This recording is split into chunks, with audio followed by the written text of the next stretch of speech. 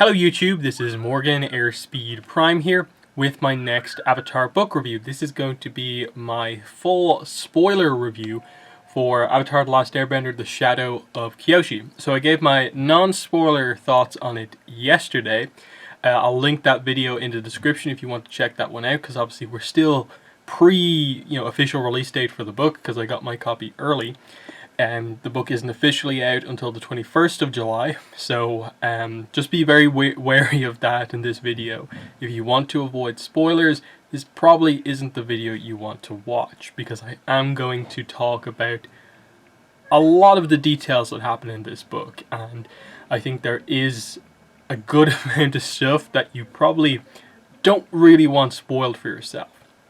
But anyway, let's get into things here.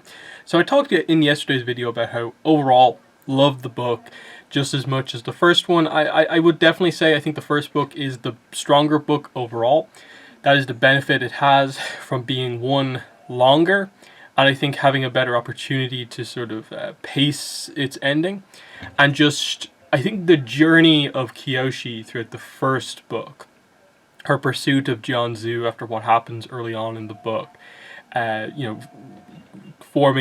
reforming, I suppose, the Flying Opera Company, how that all comes together. That plot to me feels a little bit stronger than sort of the main plot here, where we go sort of Fire Nation politics and Yoon is involved, but it's really more about Yoon than it is about the Fire Nation politics, and they kind of bring it back together. I think just it's more intriguing. It is the full origin story aspect of the story, whereas this is more of like the thing that happens immediately after the origin. Of course, this one has the benefit of having the Yoon focus, which is fantastic, and the Karuk backstory, which is the other, I think, strong part of this book. So it's relatively minor. I think if this just had a few more pages to pace its ending a bit better, had just in general a better ending, I think I'd feel very similarly to this as I did about the first book. But like I said in one of the comments on the video yesterday, the difference is between, like, I would consider like the Rise of Kyoshi to be like a 9.5 to borderline 10 out of 10 book. That's how good it was as a first Avatar novel. This one's more like an 8.5, maybe 9 out of 10 based on just my first reading of it. So I'll see how I settle on that as I go through it again. But they're very close. So let's get into the details, because I found it very hard yesterday to talk about it without going full on in depth. So what is, I suppose, the main plot of the book? The main plot of this book is that after some initial dealings with the Dao Fei, just kind of catching us up, in between books, like not that much time has passed, but there's been like a bunch of weeks, and Kyoshi has been basically just going at the Dao Fei. That's what she's been doing this entire time. She's been in battle, hunting down the Dao Fei, while also being on the lookout for Yoon to try and find him. So she's gotten sort of injuries trying to make this happen. Any sense of seeing Dao Fei anywhere, she's gone in there to try and shut it down. And that's pretty much all she's been doing. Monk Jinpa has been pretty much asking her all the time, you have to get more involved in the politics of the world. You've been staying away from that. You've been ignoring requests. You have to try and do that. So when he shows Kyoshi an invitation from the Fire Lord, this is the time when she has to accept. Now, to be fair, her decision to accept is more based on the information that Heiron and Rangi have finally come back to the Fire Nation after Heiron's recovery up in the Northern Water Tribe. So she basically goes to reunite with Rangi, but also does acknowledge that, yeah, she does have to get involved in politics. So the call for her to go to the Fire Nation is not really about any incident necessarily that's happening. It's sort of revealed that the Fire Lord Zoryu, he primarily just wants the Avatar to be sort of there with him to be seen meeting the new Avatar, so it looks good for him to the rest of the people, to his enemies and stuff like that. So there's a slight motivation on his part behind it of just sort of using the Avatar interaction with the Fire Lord as a kind of boost to his popularity. But there's also a slight hint that he knows that if she comes to the Fire Nation, she's going to come across the issues that he's been having. And this is where the main Fire Nation plot really takes off. Kyoshi, pretty early in her sort of arrival into the Fire Nation, begins to learn some of the initial history of the significance, how valuable the previous Fire Avatar was, Avatar Zeto. I don't know the exact pronunciation on it, but it's Avatar Szeto, that's the name, so Zeto somehow. We'll see how the audiobook pronounces it, I suppose. But this is our avatar, Jafar. That's the fandom name for him. We now have a proper name for him. It's Zeto. And they reveal that he was instrumental in his era as the Avatar, in terms of almost like saving the Fire Nation. The Fire Nation threatened to rip itself apart again during his early era, because the clans that make up the Fire Nation, which all come from the various Fire Islands which make up the overall Fire Nation, you almost forget that in a way, because from ATLA, where we primarily know the Fire Nation, it is very united under the Fire Lord, even though when we see the map, the Fire Nation is just a bunch of islands, and it's the big capital island and then a bunch of smaller ones that make up the general area.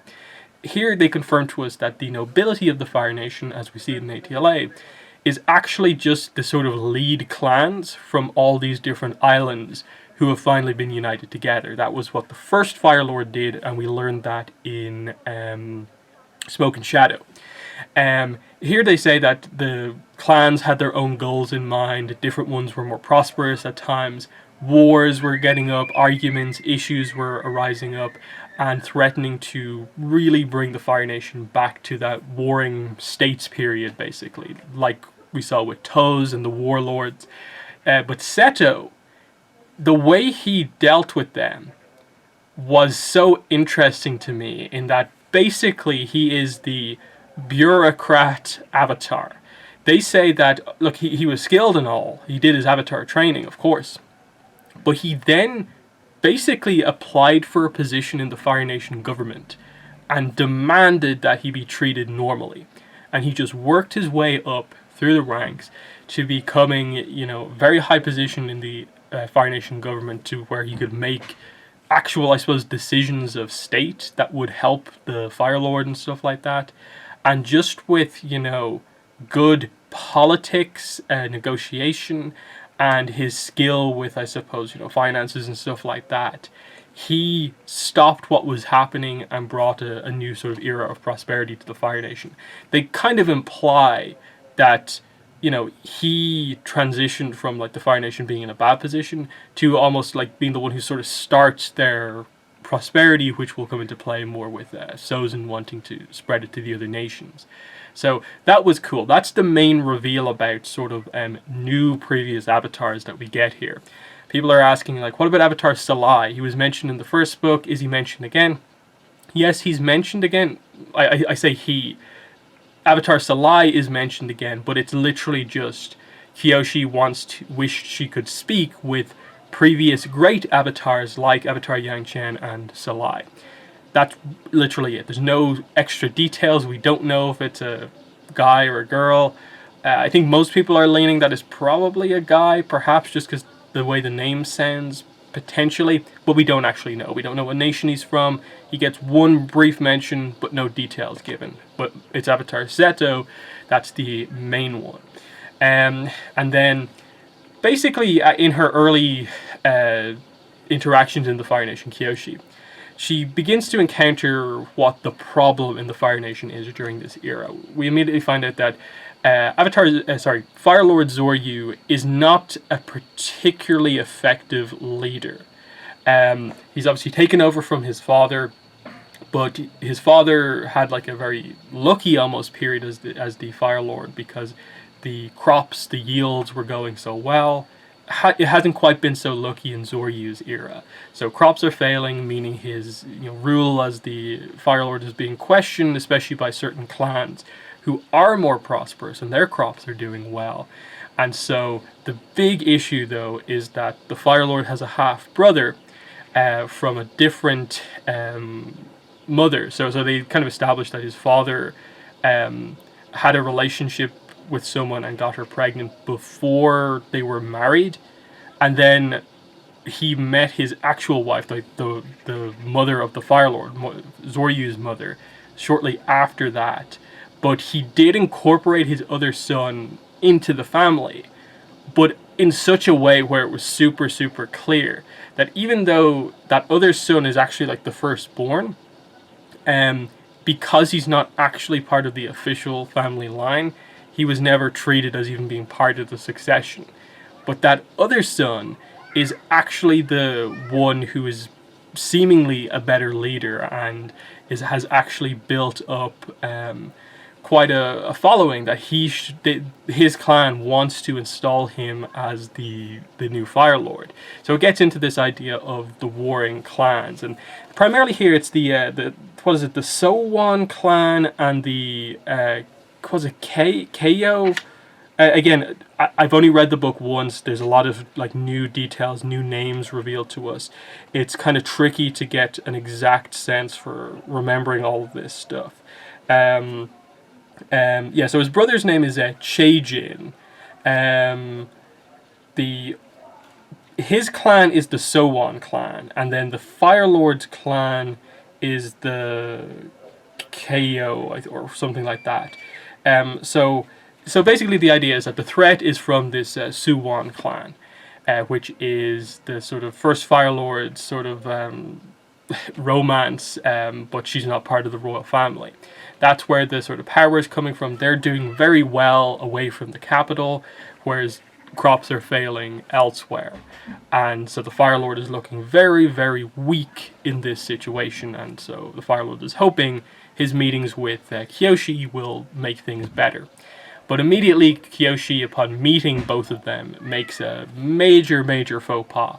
For one, she mistakenly thinks that Cheijin is Zoryu. So she immediately is like, "Oh, you're the Fire Lord," talking to the guy who actually some people do want to be the Fire Lord. So that makes the Fire Lord not look great. And then her sort of blunt way of speaking in terms of when she actually meets the Fire Lord and is like, "I will assist you with any problems you are having," also makes the Fire Lord look weak, because she basically just said, "Oh, you're having problems, I'll deal with them," because, the subtext being that because you can't. And in front of the person who people think can help the Fire Nation, his brother, he's made to look exceptionally weak. And for most of the book, you view Zoryu as just being a sort of ineffective leader who's got, good intentions, but is just being completely like outflanked politically, just does not have the skills of his father or his brother. And so you're sort of sympathetic towards him, like you make sense why Kyoshi is going to want to help him, and she sort of is a bit sympathetic towards him as well. The twists start to come into play, of course, when Yun attacks the big banquet here and basically holds everyone hostage. And this, once again, is another thing that makes Zoryu look very, very weak, because Yun just comes in and immediately holds everyone hostage. None of Zoryu's men or anything like that can really defend against him. And as Kyoshi and Rangi go after him, Kyoshi, of course, is having her doubts. She's not immediately going to go after him because she still thinks that there's hope for him, that she could get him back on side. It didn't look great what happened at the end of the first book, but she believes that if he's alive, it has to be because of something a spirit did to him. So if they can remove that spiritual influence on him, we'll get back to the old Yun, which isn't actually the case. And this is Kyoshi's big sort of learning throughout this book, is that it's her hoping and just putting everything on the idea that they can get Yun back, but in the end having to realize that it isn't because of a spirit influence the way Yun is now. He has just been so badly affected by the betrayal from the first book. He is lost in his own quest for revenge, and nothing is going to turn him off that. And the whole setup is, when will Kyoshi actually fight Yun properly? Because she almost stops, she almost freezes when she has an opportunity to face off against Yun. Rangi quickly gets on board and is willing to fight against him, but he obviously proves to be exceptionally skilled, which was set up from the first book, but they really, really get that across here. Yoon is a incredible earthbending talent. He is potentially, one of the best earthbenders we've seen in the series. Um, which, it makes sense. John Zhu, who we view as being incredible, trained him, and John Zhu viewed Yoon as being a prodigy at earthbending. But I think purposefully the first book did hold back a little bit on showing how skilled he was by keeping keeping him limited to how much earth he had and putting him in bad situations like against Tagaka on the iceberg and so on, being attacked by a spirit. But here they really get across he's something special. He manages to defeat an entire corridor filled with Fire Nation guards. Kyoshi's there as well, with just the earth that he gets and rips out of paintings. Basically, he's like, "Oh, but these portraits are painted with paints that have their basis in earth. I have earth here." So so it's this incredible moment where he destroys all of this history of the Fire Nation, including a portrait of Avatar Zeto, and forms it together into this basically earth ink type stuff, and then fires it at everyone as needles and kills a bunch of people. Kyoshi thankfully decides to wear her kind of chainmail armor as well, so she doesn't get too badly injured, but a bunch of people die as Yoon sort of makes his escape. He's made Zoryu look weak because he's working for the Suwon. The reveal there is ultimately that he's not particularly involved in the politics here. He's just like, okay, Kyoshi's going to be here with the Fire Lord, so I'll align myself with the other side so I have a sort of safe place to sort of be in the Fire Nation, but I can immediately oppose the Fire Lord. I'll be with a group that won't oppose me attacking the Fire Lord, so he can get his revenge. Because Yoon's revenge is that he wants to basically take out everyone who assisted in forming the sort of false narrative that he was the Avatar, which obviously is ultimately just a mistake. But because of how it affected him, because of how he felt about the betrayal at the hands of John Zhu, he views it as pretty much everyone involved, took that life away from him. So he actually wants to assassinate Heiran as well, one of his teachers, because he remembers all those times of her demanding, make flame, and how serious some of the training got when it was always a lie. And this is the big thing throughout the book in a way. It's that Yoon is constantly trying to assassinate not the Fire Lord but Heiran, and Kyoshi wants to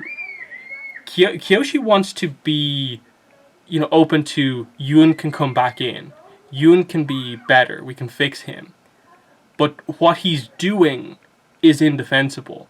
He is coming after her girlfriend's mother. And especially when you get moments like Heiran actually to Kyoshi saying, you love my daughter, so in my mind, you're my daughter too. It's like, Kyoshi, you're going to have to make a decision at some point. Your expectations of that you can save Yoon from this path he's going on versus saving the people right in front of you. But what's interesting is that Heiran's view, once she realizes Yoon is still alive and is out to assassinate her, is interesting in that she does blame herself for this as well. That with Janzu dead, she does actually understand why he would sort of come after her and blame her for it as being the most obvious person left for him to take revenge against. And it goes as far as to the point where she cuts off her own sort of top knot to show that she has lost her honor in this. And that's a very interesting point, and it obviously sort of puts Rangi in an interesting kind of point of view of her mother is back. Her mother has just recovered from her poisoning and is still somewhat weak. And here is her mother about to be assassinated by her former friend, and Kyoshi is kind of lingering over what to do. And then her mother kind of cuts off her honor basically. Rangi, a lot happens in terms of just emotionally to Rangi in this, which is really interesting to just see Rangi in such a sort of pressurized situation. Because the other dynamic we get is that because we have more of Heiron and Rangi together, you have sort of the more kind of almost stricter parenting style from Rangi. At times they play it off as a little bit of a joke, but there's also a frustration there of like, okay, Rangi's happy her mother has been healed, but she's very critical of Rangi at times and is constantly sort of needling her over things, and that kind of frustrates her. So there's some good dynamics kind of going on there, and on that side of the story, it all builds up to basically Heiron asks Kyoshi, the only way to get Yoon to capture him to try and fix him or whatever is that we have to use me as bait, which Rangi is not going to agree with. So like in secret, Heiron and Kyoshi agree that this is the way we have to do things. And it's such an interesting one where like Kyoshi doesn't want to betray Rangi's feelings, nor does Heiron, and they sort of know this is going to affect Rangi's relationship with Kyoshi. But it's a very interesting one of like seeing like Heiron, who's completely fine with Kyoshi and Rangi's relationship and is happy about it, and it's like, you're just going to have to accept this. And even in the aftermath, it's just like, I know my daughter more than anyone. She will come around. She may come across like she hates you now, but she'll show something quite shortly that will demonstrate that she's not done with you completely. And it turns out that it doesn't take a week like it usually takes with Heiron to get forgiveness from her daughter.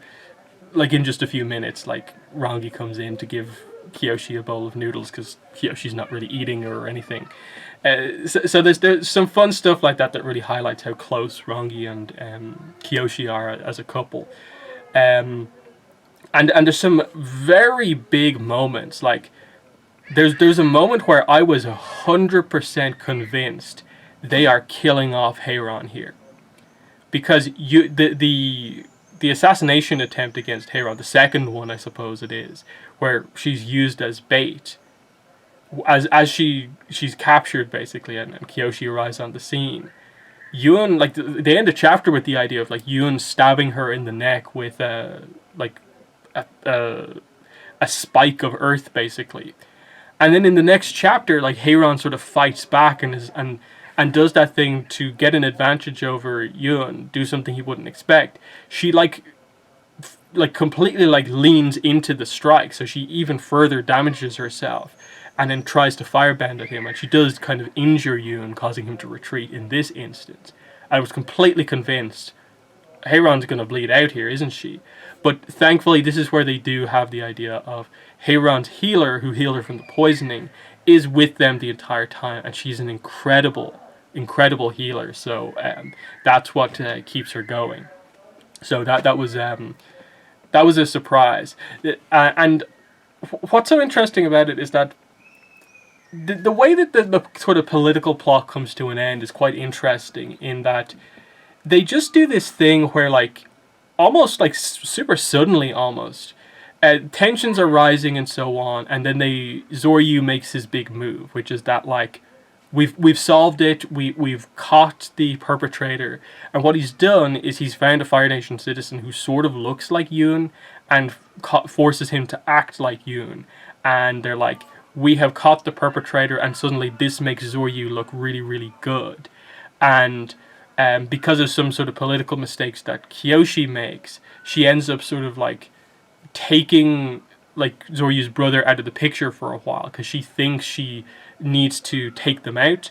But it actually turns out that it's not fully the story that kind of Kyoshi knows it to be. She has sort of been played a bit by Zoryu in this. This is where I definitely need to read that section of the story that happens right on the transition of the end of the second third of the book going into the last third of the book, and to see how all that stuff plays out as the sort of twists and turns comes out. But I definitely liked how it happened in terms of Zoryu surprising you with how well he plays the situation of he satisfies the people of the Fire Nation by solving this threat to him, and also taking out the main clan that opposes him and has them in prison. And Kyoshi is in this position where she's like, okay, you got what you wanted, I urge you to not kill them, basically. But he's like, you can leave now. I got what I wanted. He has his power, set in stone. But Yoon is, of course, actually still out there because it, of course, is revealed. He never had any real role. He doesn't care about the politics of the Fire Nation. He was just using that as a way to be active in the Fire Nation and go after Heiron. So this is where we switch completely away from the Fire Nation, and the rest of the book is more about Kyoshi trying to make the contact spiritually with Kuruk, so that she can figure out the whole Father Glowworm situation. Why is Yoon the way he is, and learn about Kuruk, because they introduced this Fire Sage character who was actually another one of the close companions of Kuruk, that in the era that his other companions aren't overly familiar with, towards the end of his life, this was the person he was close to on all those occasions. And so you get this interesting dynamic where Heiron, Janzu, and Kelsang blame themselves for how Kuruk turned out, but then this guy is also the guy who blames himself for how Kuruk turned out. And it's about which era of his life, which influences in his life, affected things in the worst way for him. And it all builds to, you have to wait a long time. You think you're going to get the Kuruk backstory, quite early in the book, with the way she's being contacted by him. But they keep it until, about the two-thirds, the end of the two-thirds way through the book. And you get one insight into Kuruk, which is nice, but it's not the story that you necessarily want. And then finally, towards the end, she gets the full story from Kuruk that she wants. And it's such an incredible reveal when it actually happens, and how well it brings everything together.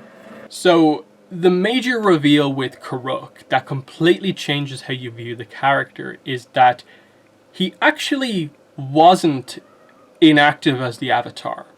He just kept it a secret from everyone except this Fire Sage character, what it was that he was doing for that specific sort of section of his life.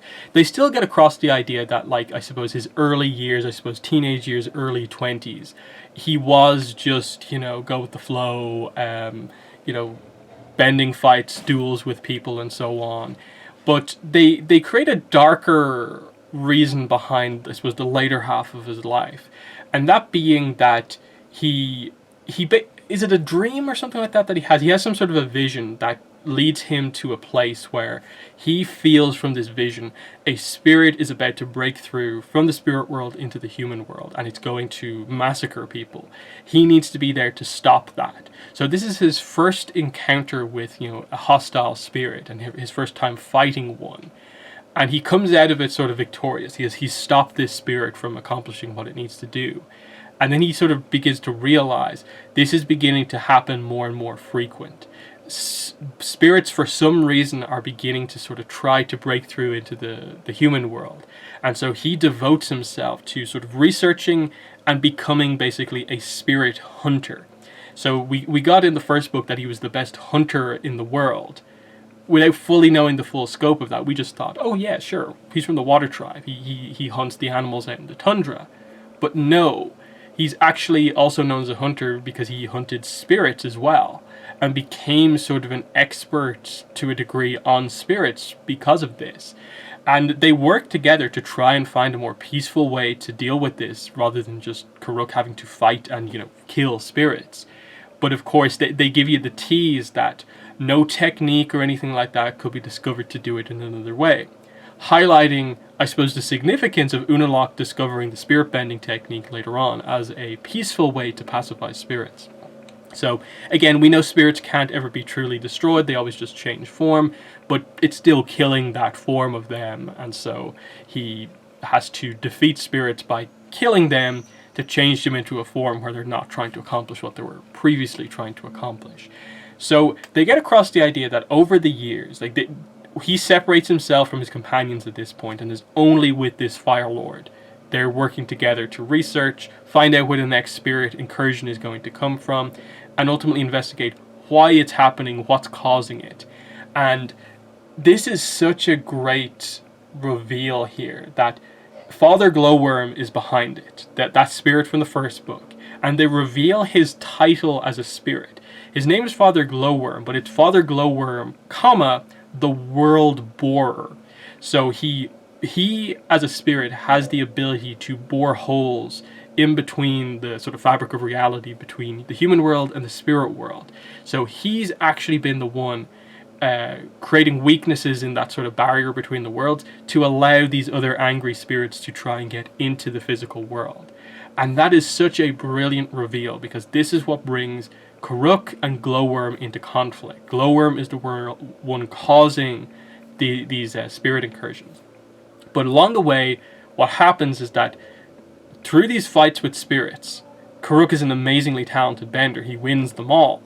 But he's gradually getting more and more injured along the way doing these fights. And they get across that in his battle with Glowworm, they both kind of damaged each other enough to where they'd never both be the same again. So Karuk managed to damage Glowworm enough to where he didn't have the power anymore to make it such a threat. He had the bits that he'd already opened were there, but he basically was unable to do most of what he wanted to do again. Glowworm is eliminated effectively as being as threatening of a spirit as he could be because of Karuk, and Karuk is pretty much damaged so greatly that he's not going to live that long as a person. So we get the explanation for why Karuk dies so young, is that these fights with the spirits ultimately take their toll. They describe it not just that he suffers physical injuries, but that his spirit itself suffers damage as well. Because he's doing something, I suppose, so against the spirit, that he's killing spirits and he has to do it to save humans, it is, backfiring on him, and it's hurting his own spirit. Now, the one thing I'd be maybe like, why didn't you finish this story, is that they stop. Karuk is telling this to Kyoshi, and he stops just at the moment where it's clear this is where he meets Umi. And so you sort of know now, like, this is the full context behind why Ko does what he does. Ko punishes Karuk, yes, for being inactive as the Avatar, but primarily for hunting spirits and killing spirits. And he does it by not attacking Karuk, but by taking the people close to him. Umi, the person he just got in a relationship with. And this helps to inform why they all consider that later period of Karuk's life to be such a dark period of time. In that, yes, he's getting physically injured and his spirit is being damaged, but it changes him as a person. He becomes very dark because his entire existence is effectively just killing spirits.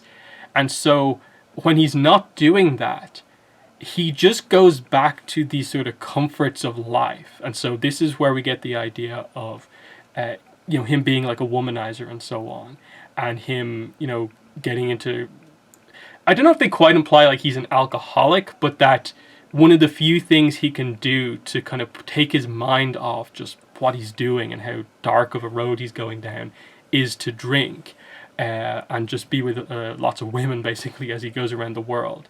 And he acknowledges at this point that, like, it is a weakness, but it was the one thing that he could do to sort of keep himself going, knowing that this was the role that he had to be as the Avatar, not being able to figure out a more peaceful way to resolve it. And what I especially love about it is that at the very end of the book, Kyoshi finally is able to contact Avatar Yang Chen.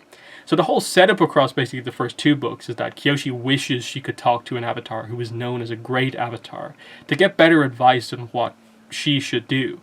So at this point, like, Kyoshi better understands Karuk and so doesn't hate him as much, but still would like information from a great Avatar like Yang Chen. And so she's just like, I finally get to talk to you, someone who, isn't like a failure of an Avatar like myself or Karuk. And Yang Chen, she gives her, not all of the Avatars are perfect. All of the Avatars have made mistakes. Speech that she gave to Aang in Escape from the Spirit World, she gives that to Kyoshi as well. But this time she gives examples of what she did wrong as the Avatar. The things that have sort of been forgotten over time because otherwise she was so great as the Avatar. And she blames, like, the reason Karuk had to do what he had to do, and she even calls him like poor boy, like she is so sorry for like what she basically caused Karuk to have to do.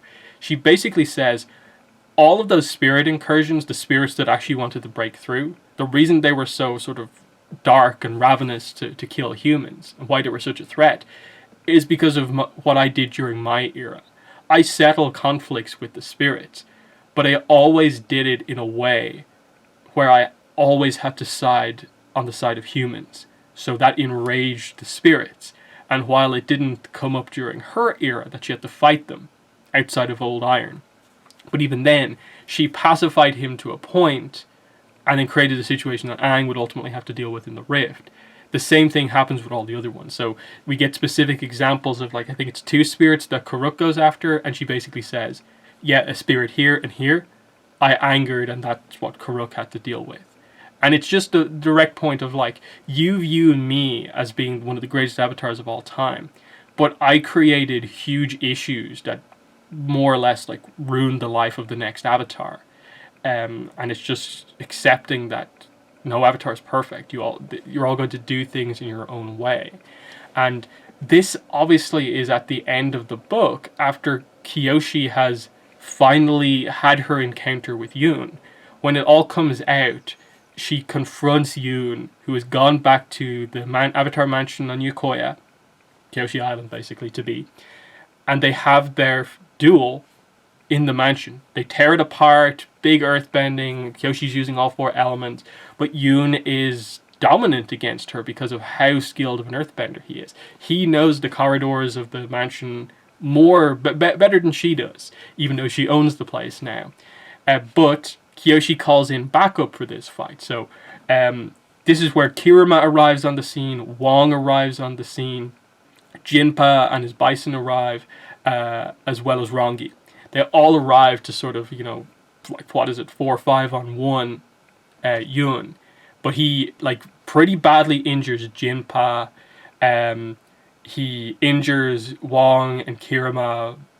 It's a really intense scene, but I if people like the idea that they do more violence, it happens in this fight. Like, I think both Kirima and Wong get their legs broken because I think what is it they're doing? They're doing some, like, dust stepping, and they're about to land, and then Yoon just, like, makes the earth sort of fall out from under them, so they take a massive fall and break their legs. Jinpa gets an earth spear through his, like, shoulder as he tries to protect his bison by, like, there's a big attack coming for the bison. So instead of the bison getting hit, he sort of turns it so that the saddle is facing the blow and he gets hit. And then Rongi, of course, she also gets injured, and it's like Yoon is pretty much about to kill everyone close to Kyoshi in this fight. How is she going to win? Because they basically say she's not as powerful as him. If they just have a fight, Yoon is talented enough to be able to defeat her. So finally, she has to come to the conclusion and realize that the person here is not the person she knows anymore. And this is what Karuk ultimately reveals. Over the years, I've become an expert at spirits. And yes, spirits can sort of go into human bodies, but the typical way that is done is by passing through them. And the way it works is that it maybe gives them more intelligence, increases their abilities, alters their appearance. But it's not direct possession. The spirits don't ever, like, change a person's mind in that way. Everything Yoon has done is Yoon. He's maybe just more powerful now because of the glowworm stuff. And the big twist in the book with the interludes explaining Yoon's backstory is that he's not possessed by glowworm at all. Like, glowworm doesn't do the spirit morphing thing to him. Because Karuk had weakened glowworm so much, Yoon, once he realizes it, actually fights glowworm and tricks him in a way that it gives Yoon an opening to be able to defeat him. And basically what he does is, when you damage a spirit, they shrink. So he shrinks down glowworm to the point at which he can fit in his hand. And then Yoon actually eats what's left of glowworm. So it's like reverse possession in terms of, typically it's like the spirit in control of it, but in this case, Yoon ingests glowworm. So he doesn't really suffer any of the negative consequences of a typical spirit morphing possession type thing, and instead just gains the benefit of, because Karuk and Glowworm are so linked because of their fighting, Glowworm is always aware of where the Avatar is. So now Yoon is always aware of where the Avatar is. That's why he was able to track her down to the Fire Nation. And they don't go into massive detail explaining like how much more improved or not, if it even is the case, Yoon is because he eats Glowworm. But the idea is that there's no adverse effect on Yoon because of eating Glowworm. It just makes him better, makes him more powerful, and that's it. So ultimately there was no way to convince Yoon not to do this. Everything he did was him. He lost himself in this revenge. It was terrible what happened to him, but he's now about to kill their friends. He went after Heiron. He pretty much like mortally wounds Rongi at one point, and you think she's going to die. And then already, like as I said, Kirima and Wong have been injured and so on. Jinpa's been injured. He's taking people out. And she finally realizes basically the core of who he's gone after. That surprisingly, Yoon hadn't been saying too much to Kyoshi. He's been sort of like, messing with her to a degree, but never directly going after her. And so in the end, she finally realizes, like, I'm sorry. I was like, for what? For taking your Avatar hood away from you. That it's not really something you can blame her for, but that's ultimately what Yoon was looking for. And this makes him put his guard down. Finally, Kyoshi being like honest about, yes, you took this away from me. What else do you want to apologize from? And so she speaks very softly, so Yoon has to go closer to hear this. This is his big victory, finally hearing Kyoshi apologize to him and admit that she was sort of in the wrong, that she is just as responsible. And so he's really gloating and loving this experience, so he's got the advantage over the Avatar. And so she's like, I'm so sorry for what happened to you. And you think it's just a show of like affection, like she puts her hand on his chest, and then just immediately, like, boom, she solidifies, she basically ices the inside of his body and kills him immediately. And it's like, whoa, like, I did not see it coming so suddenly. They'd set it up completely because they revealed that Heiron's healer has this special technique where, to stabilize people so that they can maybe be transported to get better medical attention, she can freeze the area around them and the body itself very delicately so that it just slows down the body's function, so that it gives someone who's dying more time to recover. But if you do it wrongly, you do what Kyoshi does, and that is you freeze the insides of someone. So the idea is that just one conversation with that healer, Kyoshi understands that, like, this is something that you can do. She gets no training in this, so she purposefully does it with just pure raw power to just instantly, like, kill him. And it's brutal because he just immediately is gone. Like, his insides are just immediately frozen and he just kind of collapses over. And so it's this tragic end for Yoon where, like, he couldn't be saved. And Kyoshi's so sad about what she had to do, but she realizes this is what she had to do. This is who she is. She had to end him because there was no other way to do anything. And so she of course buries him, and there's a really symbolic thing in that they introduced the idea that many people track the dates of the world as like the era of the Avatar. So up until very recently, it's been the era of Yoon because they thought Yoon was the Avatar. And Kyoshi's just kind of like, well, if I was to put his date of death on the stone, I'd have to include my own name. And knowing how he felt about me at the end, I'm not going to do that. So his gravestone just ends up being sort of pretty blank. It's just Yoon from Makapu, and that's really it.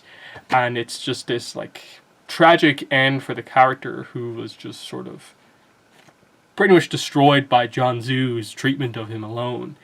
And then the reveal ultimately is that, like, yeah, Kyoshi is more like Jonzu than she sort of wants to be, but it's kind of the Avatar she has to be because she's not going to be able to do things politically in the same way that the other avatars can. She is in no way like Zeto, who is able to be amazing at that side of things. And so, in that sense, I think the ending of this is quite fitting in that, in terms of this direct plot, I really don't think the ending chapter, the epilogue, works as just an ending to both books. What happens is that we return to Firelord Zoryu after having not been with him for a while, and he's talking to his advisors about basically, okay, so here's what we have to do. We have to cull the other clans. He has this long-term plan that he will eliminate all enemies of the Fire Lord because he wants to ultimately make it so that the Fire Lord is a position no one disagrees with. The Fire Nation is 100% united behind the Fire Lord, and that's it. People are not talking about the affairs of different clans or anything like that. They're just fully united. Basically, the way that it is when we get to like Ozai and stuff like that, basically from Sozin onwards, that style of Fire Lord, where the clans and there being anyone against the Fire Lord is just a preposterous notion. And he's like, it may take generations and generations, but that is what I'm planning to do, is to kill anyone who opposes the throne to the point where the Fire Nation will have true leadership and will be able to better affect the world. So it's a very early setup for, I suppose, where we're ultimately heading with certain Fire Lords going into Avatar time period. But just as he's making this decision to effectively have his brother and like the fake Yoon executed, someone appears in the window, and this is the one scene in the entire book with Lao Ge in it. He appears in the window, and you think, oh, is he going to assassinate Zoryu? But he's actually here on behalf of Kyoshi and basically just says, she pretty much knew what you were planning to do. Don't do it. She prefers that you keep people alive. And she will always keep an eye on you. And he's like, she won't be able to keep an eye on me forever. And the ending of the book is literally just Lao Ge in the window just laughing at that notion that, like, really? No, I've thought her to live as long as she wants. This plan won't work. With the idea, I suppose, being that, oh, well, here's at least one reason why Kyoshi lives for quite a long time, is to directly oppose Zoryu's plan for the Fire Nation. And it's like, yes, but it also feels weird given that it ultimately happens. So, does she stop it for her entire life, but then as soon as she dies, it just immediately transitions over and the Fire Lord becomes what it is? Or is that sort of this ultimate failing across her life? And that's where I do feel that with that setup, there should have been then a time skip to showing like if it worked or not later on in her life. Given that she has her ups and downs as the Avatar as time goes on.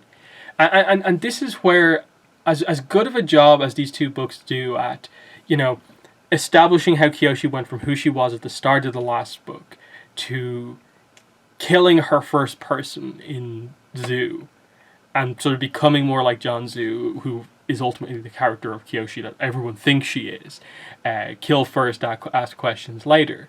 And then this one getting across that even if you really care about the person, sometimes you just have to, there's only one way out of this. And so it's all about building up to her having to fight and ultimately take out Yoon with no other option, as well as realizing politics aren't her thing, but she does excel at doing things in her own way. And that is by being threatening, being that forever threat that you can't oppose Kyoshi physically, you won't win. And she will stop you with a threat from being able to do anything else. That stuff, works. But then it just feels kind of like there's a lot missing in terms of the mistakes and ups and downs she makes as her life goes on. In terms of why does she allow Qin the Conqueror to take over the entire Earth Kingdom, but only stop him when he comes to her doorstep, knowing that she considers him a tyrant. She lets that happen to the rest of the world. And obviously we know it's because she doesn't like world leaders. And obviously I think it's perhaps one of the main weaknesses of the book is that both books, in a way, I was very surprised to see that the Earth King was not mentioned in any particularly specific way. I think there's a few mentions of just the idea that the Earth Kingdom doesn't have any proper leadership and that John Zhu was as close to a good leader the Earth Kingdom ever had. But I wish they had more established that, specifically, the Earth King of this era. Well, what is he doing? That's the problem. That at least would set up later on the incidents of Jin the Conqueror and the Peasant Uprising in Ba Sing Se. But also is just kind of like, okay, can we add anything to give more context to why the Kyoshi would consider the Dai Li a good option and why it ends up being bad, and so on. It just would have been nice to get those little connections. And then, because like Rangi survives, Kyoshi heals her at the end.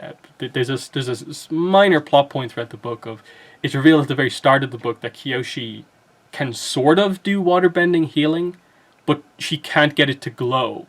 But they do establish that it still heals, just sort of slower. And then at the end of the book, when she's saving Rangi from her injury from Yoon, she does get it to glow and she saves her life. It's kind of a miracle healing, basically. That's how badly injured Rangi gets. But I think on some of those notes is where I think the book sort of maybe struggles, in that the ending for like them as a couple, it's like they're still together at the end, but like there's no scene to just like feel like an ending final scene for them or anything.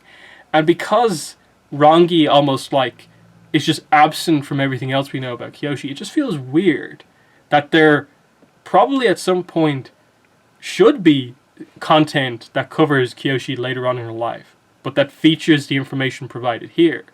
And especially when it comes to stuff like Coco and so on, explaining where does Coco come from.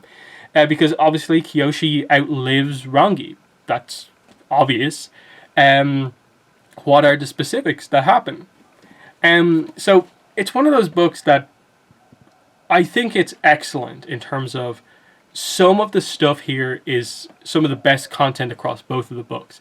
Like I said, I think the first book is still better, but some of the stuff like the Karuk backstory here, the Yuan backstory, the scene with Yang Chen towards the end that links together with the Karuk stuff is some of the best Avatar stuff we've got, in my opinion. It's really, really well done. Similarly, I like the general arc for Kyoshi of just you seeing her being sort of very lenient towards Yoon, thinking of him still as a friend, but being forced to make her decisions. That's a very similar but different type of arc to her want for revenge against Jianzhu from the first book. Similarly, I like the Dao Fei from the first book is now basically the Fire Nation politics of this book. It really does, in terms of an issue with it, just come down to the fact that it's 100 pages shorter than the first book. And right at the end, it just does feel a little rushed, that you don't quite have that opportunity to fully take on the fact that, like, oh, like, the main plot of the book is and also isn't the Fire Nation politics plot, because it does end like a third of the way through the book and then is only referred to right at the end in the epilogue. And it's like, I definitely need to read it again, like I said, to get more of the details fully correct in my mind, because some of that stuff is a little bit more nuanced in that sense, in that you're led to believe that the villains are the Sowang clan, but then it's actually revealed that a lot of what they think they did isn't actually them, and it wasn't what they were up to, and it was actually more Zoryu being much more scheming than we thought he was. Like, that sort of stuff I think I'll get much better appreciation for as I go through it this time. In sort of the same way as with like the first book, I liked Jianzhu after the first read through, but then reading it again, he was such an amazing character, knowing how that story played out. So yeah, that's where I'm going to end it here. Of course, I will be doing chapter analysis videos for this book. I'll be doing one video on every chapter from this book, just like I did with the first book. So that's where we'll do the full detail breakdown, covering every single detail on the book. And that's usually how I really get a lot of the details in my mind. I'll be talking about everything in terms of its like correct terminology, and so on. Like, even some of the characters from this book is just like, wait, what's the healer's name? It's like Buta or something like that, but I don't remember off the top of my head right now. Again, I've just read it once, trying to get these initial videos out.